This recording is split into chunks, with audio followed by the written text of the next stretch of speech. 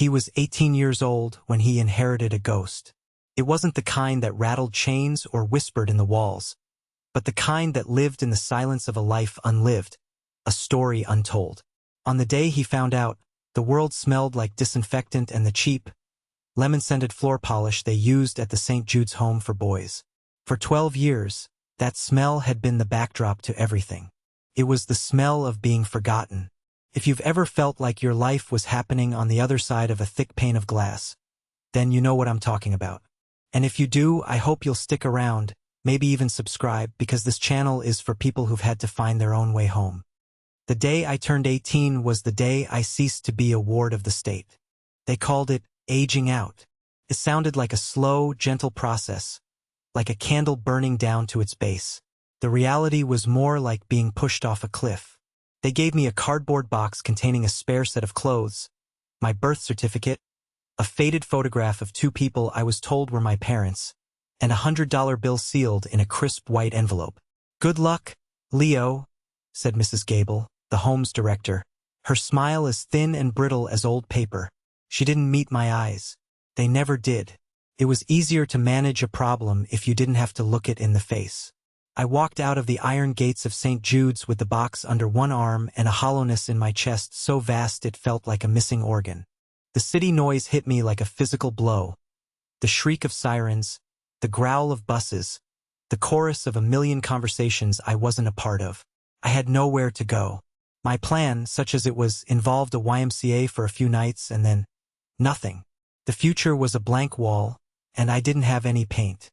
Then my phone buzzed. It was a cheap, pay-as-you-go model I'd saved for months to buy. The number was unlisted. I almost ignored it, assuming it was a wrong number or a scam. But something made me answer. "Leo Vance?" a man's voice asked. It was calm, professional, and sounded expensive. "Yes," I said, my own voice barely a whisper. "My name is Arthur Davies. I'm an attorney. I was the legal counsel for your uncle, Mr. Alistair Vance." The name hit me like a stone. Alistair, my father's younger brother.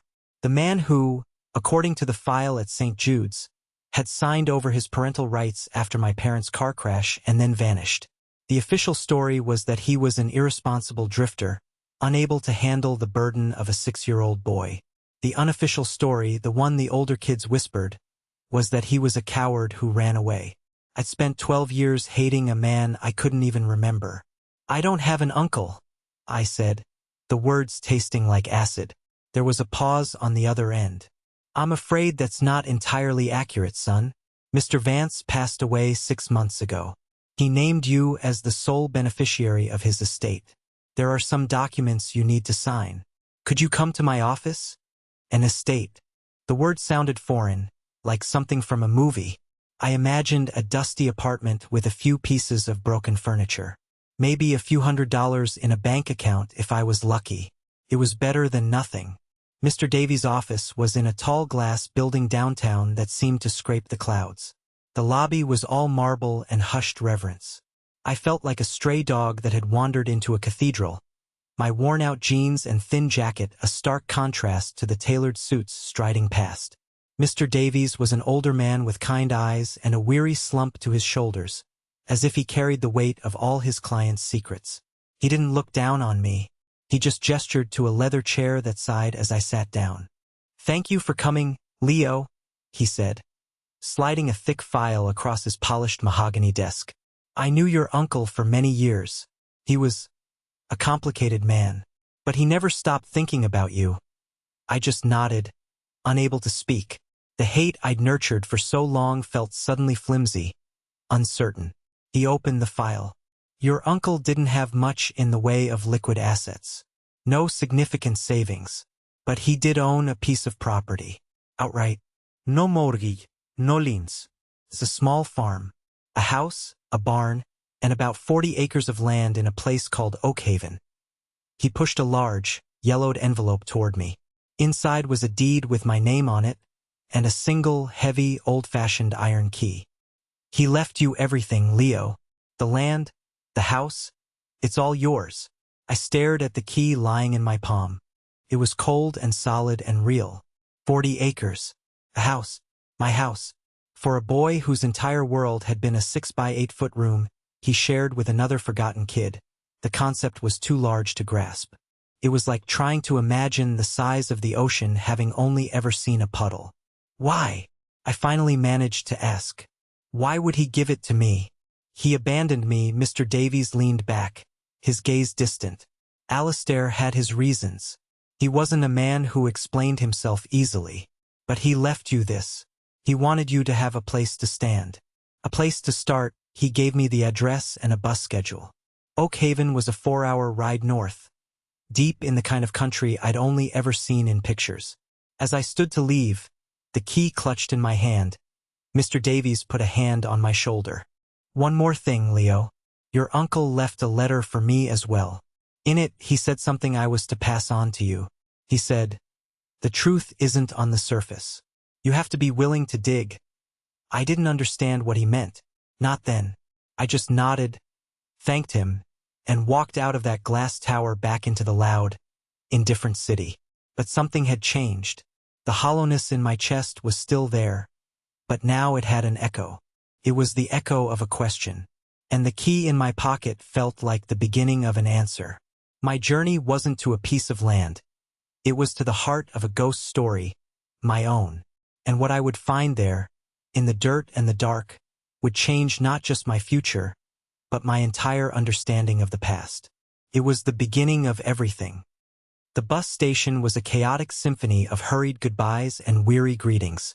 The air was thick with the smell of diesel fumes and greasy food. I bought a one-way ticket to Oakhaven, the name feeling strange and unreal on my tongue. The $100 from St. Jude's was almost gone, spent on the ticket and a stale sandwich. All I had left was the deed, the address, and the heavy iron key that felt like it weighed more than all my other possessions combined. I found a seat by a grimy window and watched the city begin to slide away. The landscape of my life so far. Concrete towers, graffiti-scarred brick, the endless grid of streets, gradually dissolved. It was replaced by sprawling suburbs, then wide-open highways, and finally, the green, rolling hills of the countryside. I had never been surrounded by so much quiet, so much space. The sheer emptiness of it was both terrifying and exhilarating. At St. Jude's, you were never truly alone. There was always the sound of a cough from the next bed, the murmur of voices in the hall, the clang of a distant door. The silence of the open country felt loud, a roaring in my ears. For 4 hours, I just watched the world go by. I thought about my uncle Alistair. The image I had of him was a composite, built from scraps of institutional paperwork and the cruel imaginations of other orphans. He was a shadow, a faceless figure defined by a single act of abandonment. But Mr. Davies' words circled in my head. He never stopped thinking about you. How could that be true? How could you think about someone for 12 years and never once reach out? No letters, no phone calls, no birthday cards. Just a profound, unbroken silence. The anger I'd held onto for so long felt like a shield. Without it, I was just a boy with a ghost, heading toward a house I'd never seen, in a town I'd never heard of. I clutched the key in my pocket, its sharp edges digging into my palm. It was a focal point, the only solid thing in a world that had suddenly turned liquid. You have to be willing to dig. What did it mean? Was he talking about the farm? About farming? Or was it something else entirely? The bus groaned to a halt in what seemed to be the middle of nowhere. A single signpost read, Oakhaven, POP 432. The town consisted of a gas station, a small general store with a faded Coca-Cola sign, and a post office. That was it. The bus driver gave me a curious look as I stepped off. "This is it, kid. You sure this is your stop?" I just nodded, my throat too dry to speak. The bus pulled away with a hiss of its air brakes, leaving me in a cloud of dust and an overwhelming silence. The air smelled different here. It smelled of damp earth, of pine needles, of rain that had fallen hours ago. It smelled clean. I checked the address on the envelope. Creek Road. The man at the general store, a friendly old fellow with a weathered face and kind eyes, gave me directions. Alistair Vance's place? Sure. It's a couple miles down that road. Hasn't been anyone out there in a good long while. You family? I hesitated. Something like that, he just nodded slowly. Well, good luck to you, son. That place has seen better days. The walk was long. The road was gravel, and with every step, the sounds of the town faded until all I could hear was the crunch of my own footsteps and the whisper of the wind in the tall trees that lined the road. I felt impossibly small, a tiny figure in a vast green landscape. My heart hammered against my ribs, a frantic drumbeat of anxiety and anticipation. What was I walking toward? A ruin? A home? Or just another form of emptiness? After what felt like an eternity, I saw it, set back from the road, almost swallowed by overgrown weeds and creeping vines, was a farmhouse. It was a simple two-story wooden structure, its white paint peeled and weathered to a ghostly gray. The roof of the porch sagged dangerously on one side, and several windows were boarded up. A large, dilapidated barn stood behind it, its red paint faded to a dull, rusty brown. The entire property was surrounded by a broken-down wooden fence, and the fields beyond were a wild tangle of grass and wildflowers. It looked abandoned. It looked haunted. It looked like the saddest place on earth. And it was mine. I pushed open the rickety gate, which groaned in protest. The path to the front door was barely visible beneath a thick carpet of weeds. As I approached the house, I could see the details of its decay more clearly. Cobwebs clung to the corners of the windows, and a bird's nest was tucked into the rafters of the porch. It was a place that time had forgotten. I stood before the front door, my hand trembling as I pulled the iron key from my pocket. It felt ancient, a relic from another era. For a moment, I was paralyzed by a wave of fear. What if I opened the door and there was nothing inside? Or worse, what if there was something? Something that would confirm every negative thing I'd ever believed about my uncle, and by extension, myself. I took a deep breath, the clean country air filling my lungs. I had come this far. I had to know. I slid the key into the lock. It was stiff, resistant. I had to put my shoulder into it, turning with all my strength. There was a loud, grating click that echoed in the afternoon stillness. The sound of a lock that hadn't been opened in a very, very long time. The door swung inward on creaking hinges, opening into a world of shadow and dust. The air that rushed out to meet me was stale, thick with the scent of old wood, decaying paper, and something else, something that smelled like memory. I stepped across the threshold, from the life I had known into the one that was waiting for me. The door swung shut behind me with a soft, final thud, plunging me into the dim, quiet heart of my inheritance. My eyes slowly adjusted to the gloom. Motes of dust danced in the thin shafts of sunlight that pierced through the grime on the windows. The house was a time capsule. A layer of dust, as fine and gray as ash, covered everything. The front door opened directly into a living room. A sofa and two armchairs, their floral patterns faded and ghostly under their shroud of dust, were arranged around a cold stone fireplace. A stack of old newspapers sat on a small wooden table, the top one dated almost a year ago. It was as if the occupant had simply walked out one day and never returned. I moved deeper into the house, my footsteps echoing unervingly in the silence. The floorboards groaned under my weight. I ran a finger along the surface of a bookshelf, leaving a clean streak in the thick dust. The books were old classics, their spines cracked and worn. Shakespeare, Dickens, Twain. Had my uncle read these? I tried to picture him, sitting in one of these chairs, a book in his hands, but the image wouldn't form. He was still a blank space. The dining room was next, dominated by a large wooden table with 4 chairs. One chair was pulled out slightly, as if someone had just stood up from a meal. The kitchen was at the back of the house. It was small and simple. A porcelain sink, a wood-burning stove, and wooden cabinets with peeling paint.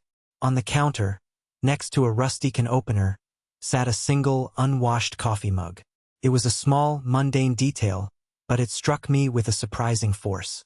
This was where he lived. This was where he made his coffee, where he ate his meals, where he existed day after day, alone. It made him feel real. For the first time, he wasn't just a name in a file. He was a person who drank coffee from a mug. I opened one of the cabinets. It was empty, save for a few stray crumbs and a single sealed envelope. My breath caught in my throat. It was addressed in a neat, slightly slanted cursive. It just said, "For Leo." My hands were shaking so badly I could barely tear it open. The paper inside was thick and yellowed. The same cursive script filled the page. I walked back into the living room and sat on the edge of the dusty sofa, the letter trembling in my hands. I began to read. "My dear Leo," it started. "If you are reading this, then it means I am gone, and you have come home. I know that word, home, must sound like a lie to you, and I know you must have questions. I imagine you hate me. I wouldn't blame you if you did. The world has likely told you I abandoned you, that I was a coward. I want you to know it isn't the truth. Not the whole truth, anyway. I can't explain everything in this one letter. The story is too long, too complicated. But I promise you I will. Everything I did to protect you. I left so that you could live. It was the hardest choice I ever made, and not a day has gone by that I haven't regretted the silence it cost me. I had to stop reading. A knot of emotion, tight and painful, was lodged in my throat. Tears I didn't know I had in me blurred the words on the page. I cried for the 6-year-old boy who waited by the window for someone who never came back. I cried for the angry teenager who used hate as armor. I cried for the man I never knew, who claimed to have loved me from a distance, in silence. After a few minutes, I wiped my eyes on my sleeve and forced myself to continue reading.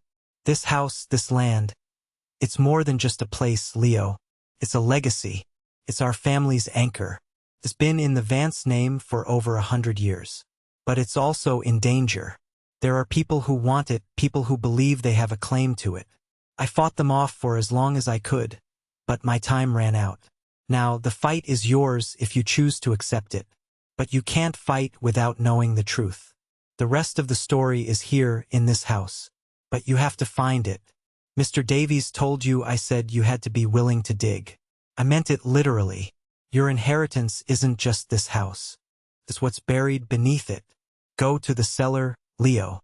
Look for the loose stone in the west wall, behind the old canning shelves.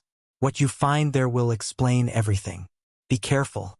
And know that whatever you think of me, I loved you. I always have. Your uncle, Alistair. The cellar. The words seemed to hang in the dusty air, heavy with implication. I folded the letter, my mind reeling. Protect me? From what? And what could possibly be hidden in the cellar of this forgotten house that could change anything? The letter had cracked open the door to a past I never knew existed, and on the other side was a darkness I couldn't yet comprehend. I looked around the silent, dusty room. The house no longer felt empty, felt expectant. It was waiting for me to uncover its secrets, to finish the story my uncle had started. I found the door to the cellar off the kitchen. It was a simple, rough-hewn wooden door with a plain metal latch. It felt cold to the touch. I hesitated for a long moment, my hand on the latch. Fear, cold and sharp, pricked at my skin. But the curiosity, the desperate need to know the truth, was stronger. I lifted the latch. The door opened with a low, mournful creak, revealing a set of steep, narrow wooden steps that descended into absolute blackness. A wave of cool, damp air, smelling of earth and stone and secrets, washed over me. I took a deep breath and started down the stairs, one step at a time, into the dark. The steps were rickety, groaning under my weight as if complaining about the intrusion. I used the flashlight on my cheap phone to cut a shaky beam through the oppressive darkness. The cellar was exactly what you'd expect. Stone walls, damp and sweating in the humid air. Packed dirt floor. The ceiling was low, with thick wooden beams crisscrossing above my head, draped in cobwebs as thick as cotton. The air was heavy and cold, a stark contrast to the warm afternoon outside. The space was larger than I expected, stretching out into the gloom beyond the reach of my light. Along the walls were stacks of old wooden crates, rotting cardboard boxes, and dusty glass jars on rickety shelves. It was a tomb for forgotten things. My uncle's letter had been specific. The west wall, Behind the old canning shelves, I swept my light across the room, my heart thudding a nervous rhythm against my ribs. There, against the far wall, was a set of tall, wooden shelves, laden with empty mason jars, their glass clouded with years of dust. I made my way over, my feet shuffling on the dirt floor. The smell of damp earth was overpowering. I squeezed behind the shelves, the rough wood scraping against my jacket. The stone wall was cold and rough against my knuckles as I ran my hand over its surface. The stones were large and unevenly shaped, fitted together with crumbling mortar. I started tapping them one by one, listening for a hollow sound. Most of them were solid, unmoving. My hope began to fade. Maybe I had misunderstood. Maybe it was a wild goose chase, a cruel joke played by a man I didn't know. Then, near the bottom, my knuckles hit a stone that gave a dull, hollow thud. It sounded different from the others.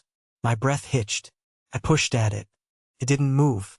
I pushed harder, digging my fingers into the crumbling mortar around its edges. It was wedged in tight. I searched the floor around me, my light dancing over the debris. I found a rusty old crowbar leaning against a stack of crates. It was heavy in my hands, a cold, solid piece of iron. I wedged the tip into the crack above the stone and leaned on it with all my weight. For a second, nothing happened. Then, with a grating scrape of stone on stone, it moved. Slowly, reluctantly, the stone loosened from its place. I worked the crowbar around its edges, prying it out bit by bit until it was loose enough to pull free. It was heavy. I set it down on the dirt floor with a thud. Behind it was a dark, square cavity, a black hole in the wall. I shone my light inside. The beam fell upon a metal box. It was an old military-style ammo can, painted olive drab with a heavy latch on the front. It was surprisingly clean, as if it had been placed there recently. My heart was hammering so hard I could feel it in my ears. This was it. This was what he had hidden.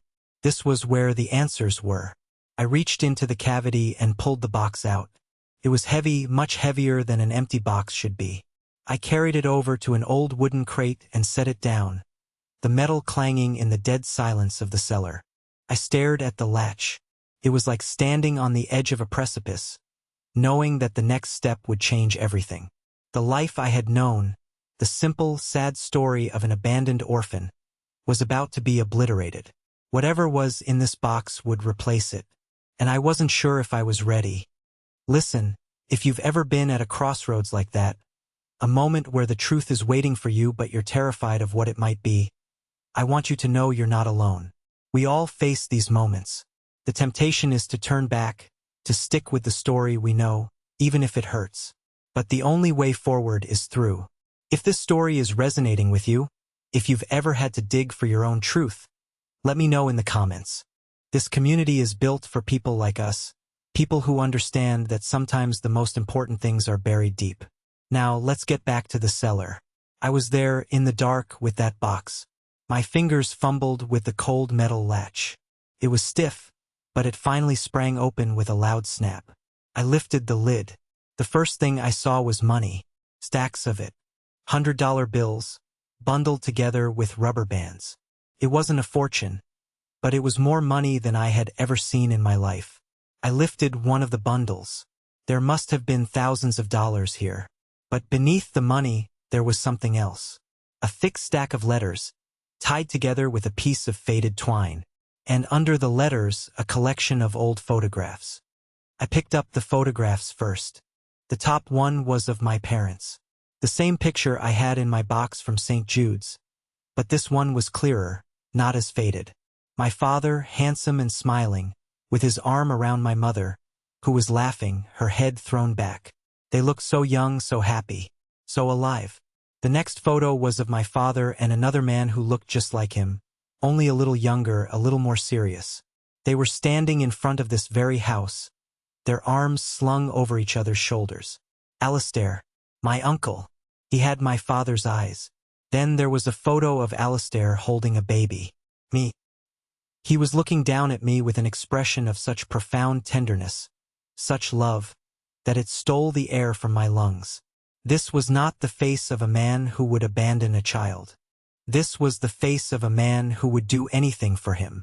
I put the photos aside and picked up the bundle of letters. The top one had a single word written on it. Read me first. I untied the twine. The letter was longer than the first one, several pages long, filled with that same neat, slanted script. I took a deep breath, leaned against the cold stone wall, and began to read the true story of my life. Leo, it began. If you found this, then you found the last pieces of a puzzle I never wanted you to have to solve. I'm going to tell you the truth now, and it's not an easy story to hear. It starts with your father. My brother. He was a good man, the best man I ever knew. But he was a dreamer. He wanted to give your mother the world, and he wasn't always careful about how he tried to get it. When they bought this farm, they didn't have the money for it. They took out a loan not from a bank, but from a man. A predator who disguised himself as a benefactor. His name was Marcus Thorne, and he was the owner of a company called Northwood Developments. Thorne's business model was simple. He'd lend money to farmers he knew were struggling, using their land as collateral. Then he'd invent fees, raise interest rates, do whatever it took to make it impossible for them to pay it back. When they defaulted, he'd take their land for a fraction of its value. He was a vulture in a business suit. I had to read that paragraph twice. Northwood Developments. The name sounded vaguely familiar, like something I'd seen on a billboard on the bus ride here. The letter continued. Your father fell into his trap. He tried to make the farm profitable. He worked day and night, but he was a mechanic, not a farmer. He fell behind on the payments. Thorne started putting pressure on him, threatening him. Your father was proud. He didn't tell anyone, not even me, until it was too late. The night of the accident. Leo, it wasn't an accident. Your father was supposed to meet Thorne to deliver a payment. He'd scraped together everything he had. I found out later from a source that Thorne's men tampered with his car. The brakes. They didn't mean to kill them, I don't think. They just wanted to scare him, to send a message. But the road was wet that night. They went off the bridge into the ravine. And just like that, they were gone. The phone nearly slipped from my hand. A cold dread washed over me, so intense it made me feel sick. My parents, they hadn't just died. They had been killed. And the story I had been told my whole life was a lie. I forced myself to keep reading, my eyes scanning the page frantically. After the funeral, Thorne came to me. He said the debt was now mine. He owned the farm. He owned everything. But he made me an offer. He knew I was the only family you had left. He said he would forgive the debt, tear up the contract, and leave the farm in my name, if I disappeared. He wanted the only witness to his crime, the only person who knew the truth about the loan, gone. He didn't want me around, asking questions, going to the police. He knew I had no proof, just suspicion. It would be my word against his. And he wanted you. He wanted to make sure the heir to the Vance land was under his thumb, locked away in the system where he couldn't make any trouble. He saw you, a 6-year-old boy, as a loose end. So I made a deal with the devil, Leo. I agreed to sign you over to the state. I agreed to vanish. In exchange, he put this farm, this land, in my name, free and clear, with the legal stipulation that it would pass to you on your 18th birthday. It was the only way I could save this place for you. It was the only way I could save you from him. The cellar seemed to be spinning. I felt like I couldn't breathe. Every beat of my heart was a painful thud in my chest. Abandonment. It wasn't abandonment. It was a sacrifice. Terrible, impossible choice. He hadn't run away from me. He had run away from me. He had traded his life, his reputation, his relationship with me, to give me a future. To give me this land. I spent the next 12 years living in the shadows. The letter went on. I worked odd jobs, cash only, moving from town to town. I could never contact you directly. I knew Thorne would be watching. Any connection between us would have broken the deal. But I never went far. I watched you from a distance. I have pictures of you at school picnics, playing soccer, growing up. I was the stranger in the background you never noticed. It broke my heart every single day. The money in this box is everything I saved over those 12 years. It's not much, but I saved it for you. For this day. Because I knew Thorne wouldn't just let this go. Now that the land is legally yours, he'll come for it. He'll try to buy it from you. He'll offer you a quick, easy payday, and his offer will seem tempting. He will try to scare you, to convince you that the land is worthless, that the debt of its history is too much to bear. Do not listen to him, Leo. This land is your birthright. It was paid for with your parents' lives and my freedom. Don't let him have it.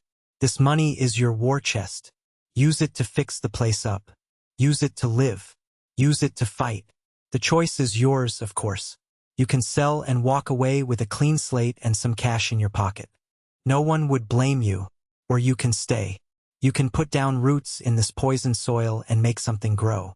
You can build a home where our family was broken. That is the true inheritance I wanted to give you, Leo. Not the land. Not the money. The choice. Your choice. Whatever you decide. Know that I am proud of the man you have become. With all my love, your uncle, Alistair. I sat there in the dark, damp cellar for a long time, the letters lying in my lap. The silence was absolute. The ghost I had inherited finally had a face, a voice, a story, and his story had shattered mine into a million pieces. The anger and resentment I had carried for 12 years had vanished, replaced by a profound, aching grief and a reluctant, burgeoning sense of gratitude. He had given up everything for me. My whole life, I had believed I was worth nothing, an unwanted burden. But to this man, I had been worth everything. I was not abandoned. I was protected. I was not forgotten. I was watched over. I slowly gathered the letters and the photos, placed them carefully back in the box on top of the money, and closed the lid. I pushed the heavy stone back into place, sealing the secret away once more. But it wasn't sealed away from me anymore. It was inside me now. I walked up the cellar stairs and back into the dusty house. The light streaming through the windows seemed different now, softer.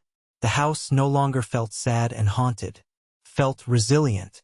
It had been waiting for me to learn the truth, waiting for me to come home. My phone buzzed, startling me out of my reverie. It was Mr. Davies. "Leo," he said, his voice grave, "I've just received an offer for your property. It's from a company called Northwood Developments." The name sent a chill down my spine. So soon. Alistair was right. He was coming for it. "They're offering $150,000, Leo," Mr. Davies said. "Cash. They'll cover all closing costs. They say the land is zoned for agricultural use only, that the soil quality is poor, and the house and barn are teardowns. Frankly, given the state of the property, it's a very generous offer. It would be enough to get you a nice apartment, go to college, start a life for yourself. It's a clean break, a clean break." The words hung in the air. I looked around the dilapidated living room, at the peeling paint and the dust-covered furniture. I thought of the stack of cash in the box downstairs. It was probably $20,000, maybe a little more. A fortune to me, but not enough to make this place livable anytime soon. The choice Alistair had written about was no longer a theoretical concept in a letter. It was here. It was now. Option A, take the money. $150,000. I could walk away from Oakhaven, from the ghosts and the grief, and never look back. I could be safe. I could be comfortable. I could forget. Option B, fight. Use the money my uncle had painstakingly saved to survive, to start the slow, back-breaking work of bringing this farm back to life. I'd be poor, I'd be alone, and I'd be in a direct fight with the man responsible for my parents' death. It was the harder path, the more dangerous path. "Leo? Are you there?" Mr. Davies' voice broke through my thoughts. I looked out the dirty window at the wild, overgrown fields. I saw the sagging roof of the barn. I saw the broken fence. The world would call this place worthless, a ruin. But my uncle had called it an anchor, my birthright. It was soaked in tragedy, yes, but it was also soaked in love and sacrifice. To sell it would be to spit on their graves. To let Thorne win. He had taken my parents. He had taken my uncle. He would not take this. Not from me. "Leo, the offer is only on the table for 48 hours. They're putting pressure on you. I advise you to think about it carefully. It's the sensible choice, sensible." The word felt wrong. The The sensible choice was the one that ignored the truth, the one that erased the past. I thought of the look on my uncle's face in that photograph, the way he was looking at me as a baby. He hadn't made the sensible choice. He had made the loving one. And now it was my turn. "Mr. Davies," I said, my voice steady and clear, surprising even myself. "Tell Northwood Developments the answer is no. The property is not for sale." There was a stunned silence on the other end of the line. "Leo, are you sure? This is a life-changing amount of money for a young man in your position." "I'm sure," I said, and for the first time in my entire life, I felt the unwavering certainty of my own decision. It was terrifying, but it was also liberating. "The land is not for sale. Not now, not ever." I could almost hear Mr. Davies shaking his head. "All right, Leo, it's your decision. I'll inform them, but be careful. These are not pleasant people to have as neighbors." We hung up. I stood in the middle of the living room, the silence of the house settling around me once more. The choice was made. The battle was joined. I was no longer a boy adrift. I was a boy with 40 acres of neglected land, a house full of ghosts, a box full of my uncle's savings, and a purpose. I didn't know the first thing about farming or carpentry or how to fix a sagging roof, but I knew how to survive.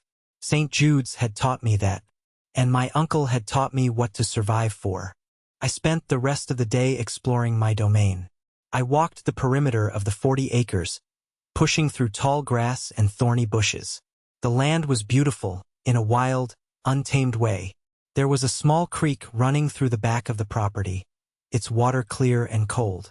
A stand of tall oak trees stood on a small hill, their leaves whispering in the wind. This was what Thorne wanted to bulldoze and turn into a soulless housing development. That night, I didn't sleep in the dusty bed upstairs. I dragged a mattress from one of the bedrooms down to the living room floor and slept by the cold fireplace, the box with the money and letters beside me. I felt like a soldier on watch. The house creaked and groaned around me, its old bones settling. It didn't sound menacing anymore. It sounded like it was breathing. The next morning, I started. I didn't know where to begin, so I began with the simplest thing I could think of.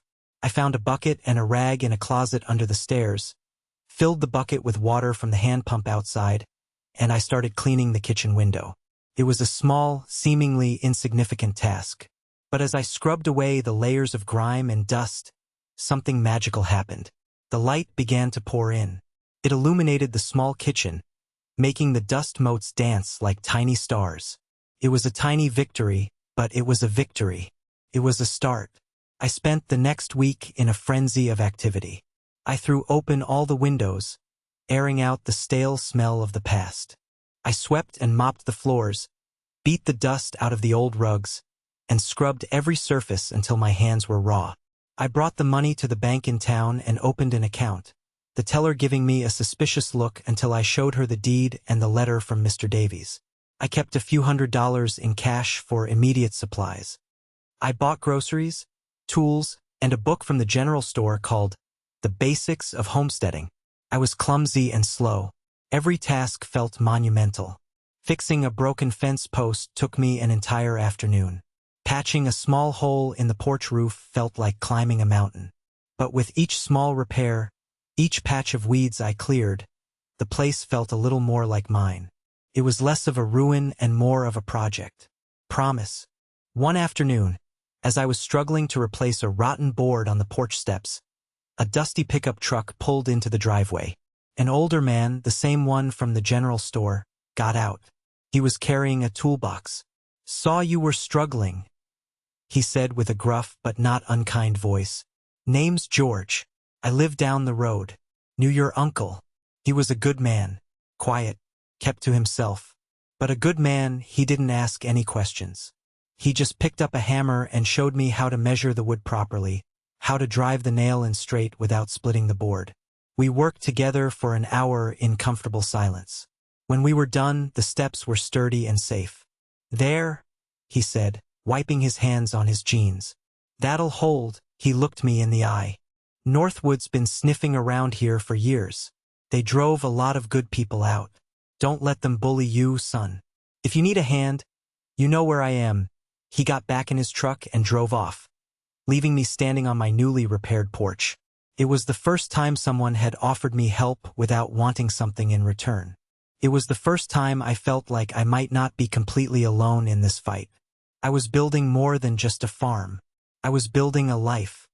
Months have passed since that day. It's autumn now, and the leaves on the oak trees have turned to gold and crimson. The farm is still a work in progress. A long way from perfect. The barn still needs a new roof, and the fields are still mostly wild. But it's different now.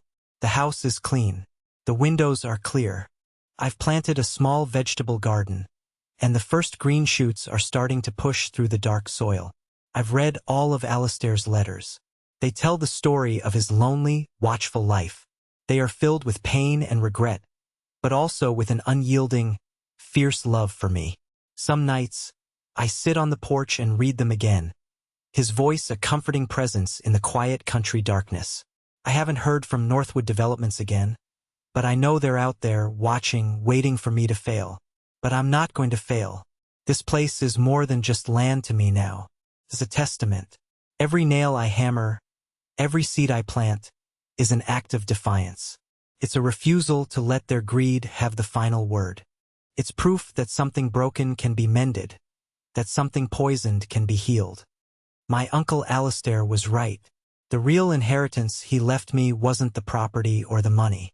It was the choice. He gave me a chance to reclaim a history that was stolen from me, to build a future on a foundation of truth and sacrifice. He taught me that home isn't just a place you're given. It's a place you build, a place you fight for. It's the soil you choose to put your roots down in, no matter how hard the ground is. The scars of the past are still there. There in the weathered wood of the house, in the faded photographs on the mantel, and in the quiet corners of my own heart. But they are not what define me anymore. What defines me is the work of my own two hands. What defines me is the choice I made, right here on this land. What I've learned is that our stories are not written for us. We write them ourselves, with every choice we make, every truth we dare to face, every broken thing we have the courage to mend. And that's a lesson I want to share with you. Maybe you've inherited your own kind of broken-down house. Maybe it's a difficult past, a family secret, or a challenge that feels too big to overcome. I want you to know that you have the tools to rebuild. It might just be a bucket and a rag to start, a single small act to let the light in. But it's a start. Your story is not over. You get to write the next chapter. If the story meant something to you, if it gave you a little bit of hope, then please subscribe to the channel and become part of this community. And in the comments below, I want you to tell me, what is the house you are rebuilding in your own life? What broken thing are you making whole again? I'll be reading every single one, because your story matters.